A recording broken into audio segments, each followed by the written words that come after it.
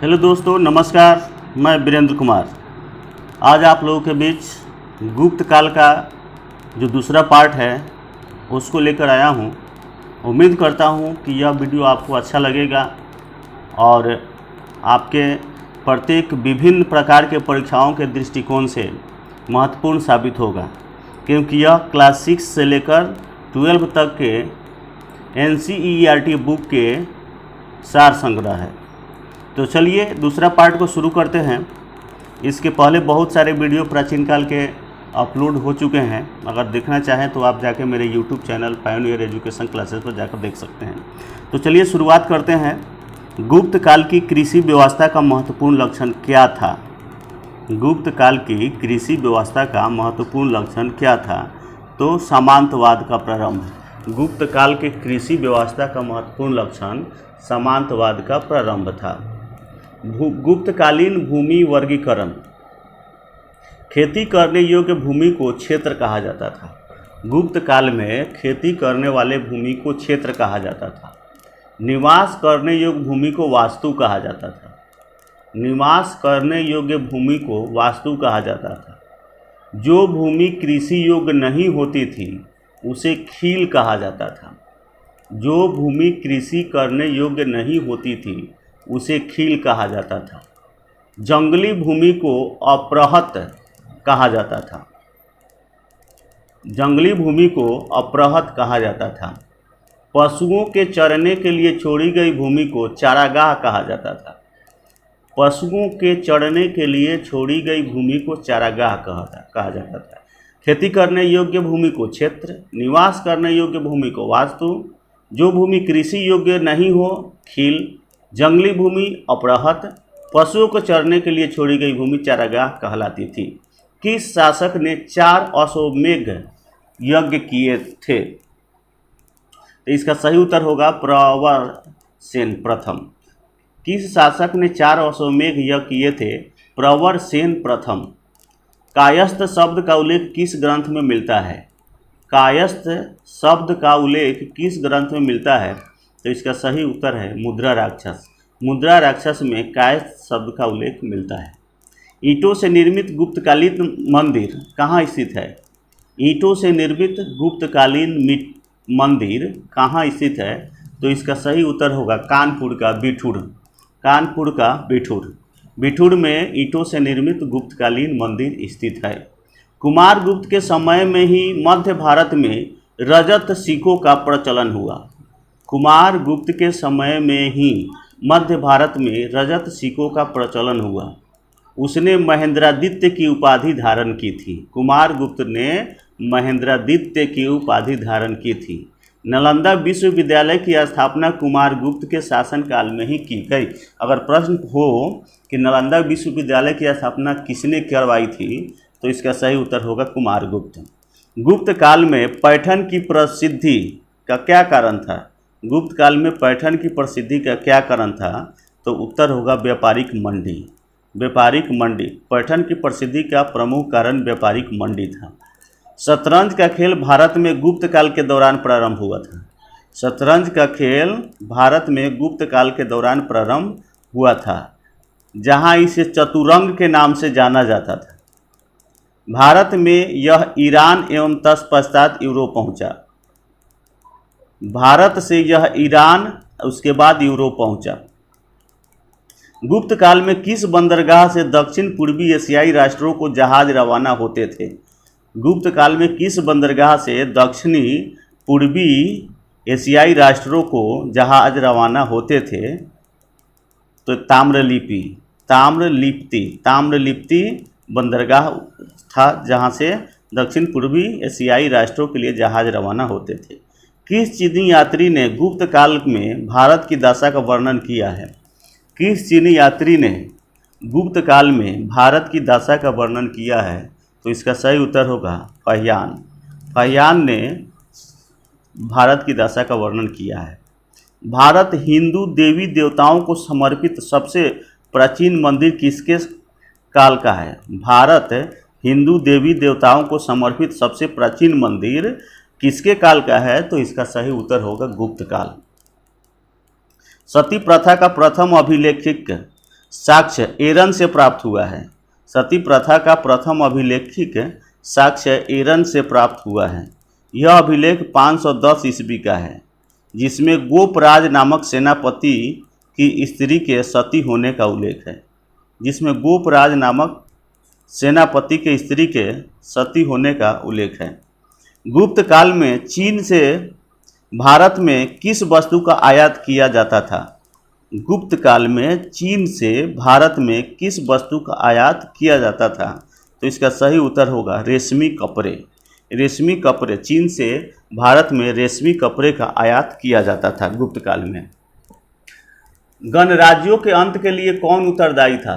तो समुद्रगुप्त। गणराज्यों के अंत के लिए समुद्रगुप्त उत्तरदायी था। गणराज्यों के अंत के लिए समुद्रगुप्त उत्तरदायी था। गुप्त काल का प्रसिद्ध खगोल शास्त्री आर्यभट्ट था। गुप्त काल का प्रसिद्ध खगोल शास्त्री आर्यभट्ट था। गुप्त काल का प्रसिद्ध खगोल शास्त्री आर्यभट्ट था।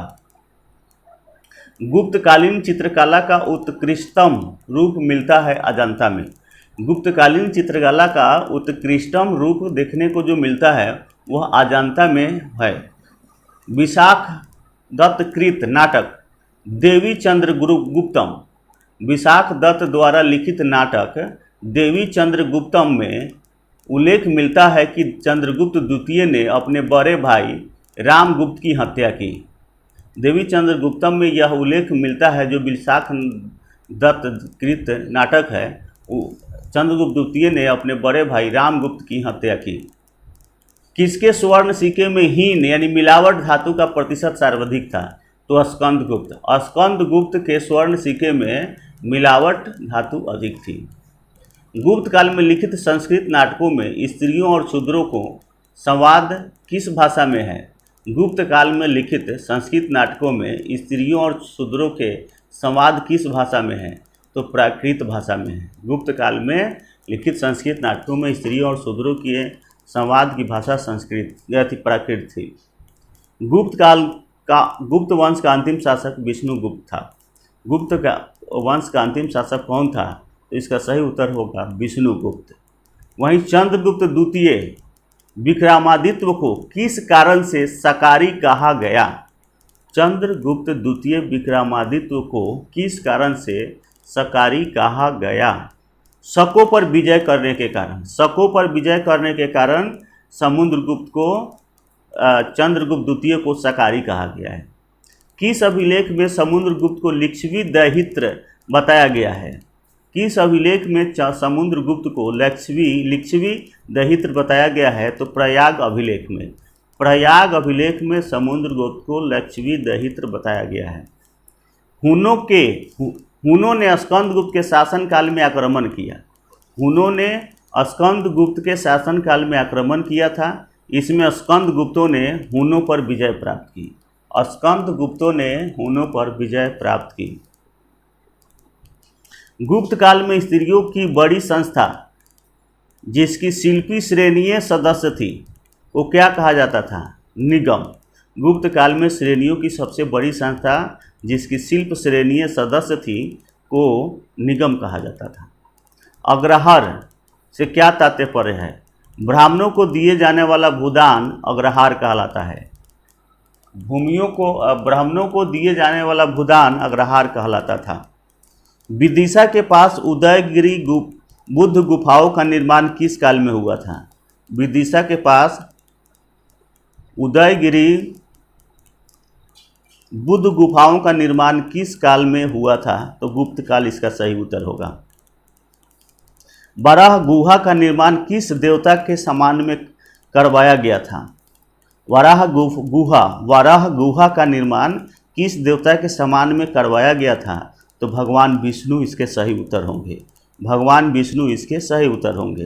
गुप्त साम्राज्य के समकालीन राजवंश वाकाटक वंश जिसके संस्थापक थे विद्याशक्ति और सर्वसेन भी। नाग राजवंश इसके संस्थापक थे भवनाग। नाग राजवंश के संस्थापक थे भवनाग। त्रैकुटक राजवंश के संस्थापक थे इंद्रदत्त। हून राजवंश के संस्थापक थे तोरमान। हून राजवंश के संस्थापक थे तोरमान। सालंकायन राजवंश के संस्थापक थे देववर्मन। विष्णुकुंडिन राजवंश के संस्थापक थे विक्रमेंद्र वन। माथुर राजवंश के संस्थापक थे अच्युत और शंकर वर्मन।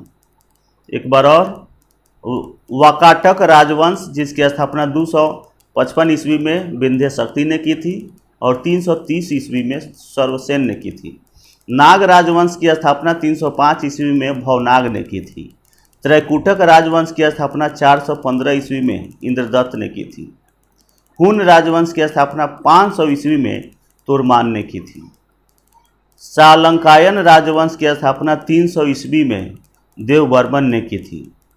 विष्णुकुंडिन राजवंश की स्थापना 475 ईस्वी में विक्रमेंद्र वन ने की थी। माथुर राजवंश की स्थापना 325 ईस्वी में अच्युत और 350 ईस्वी में शंकर वर्मन ने की थी। कल्हन के अनुसार दोस्तों, अशोक ने अपने शासन के 7वें वर्ष में कश्मीर को जीता।